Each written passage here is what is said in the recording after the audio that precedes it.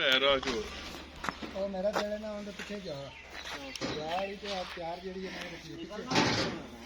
ਤੇ ਤਾਂ ਫੇਰ ਤੁਸੀਂ ਆਉਂਦੇ ਕੀ ਕੀਤਾ ਜੀ ਉਧਰੋਂ ਨਿਕਲ ਕੇ ਪਰਾਂ ਚੀਜ਼ਾਂ ਬਸਦੀ ਨੇੜੇ ਵੀ ਉੱਥੇ ਪਰਾਂ ਕਮਾਲੀ ਵੱਲੋਂ ਹੋ ਜਾਂਦਾ ਇਹਨਾਂ ਦੀ ਬਾਤ ਨਹੀਂ ਕਿਉਂ ਜੀ ਉਸ ਕਮਾਲੀਆ ਫੈਸਲਾਬਾਦ ਨੂੰ ਹੋਣਾ ਨਾ ਹਾਂ ਜੀ ਉਹ ਰੋਡ ਵੀ ਸਹੀ ਹੈ ਨਾਲ ਥੋੜਾ ਬੜਾ ਤੇ ਅਗਾ ਚੋਰ ਅਗਾ ਨੇੜੇ ਵੀ ਪੈ ਜਾਏਗਾ ਉਰੇ ਦੂਜੀ ਕੀ ਹਾਲ ਹੈ? ਇਹ ਆਪਾਂ ਜਾਣਾ ਕਿੱਥੇ ਹੈ ਜੀ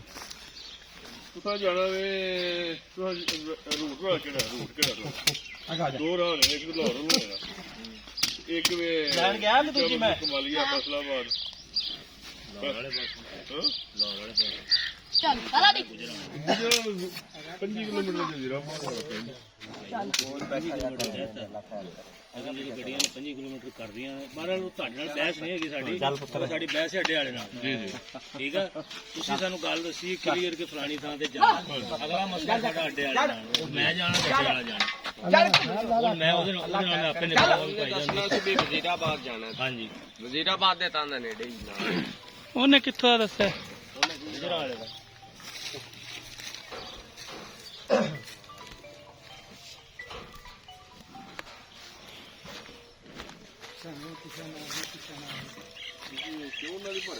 ਅੱਗੇ ਕਰੋ ਭਾਈ ਅੱਗੇ ਕਰੋ ਇਹਨੂੰ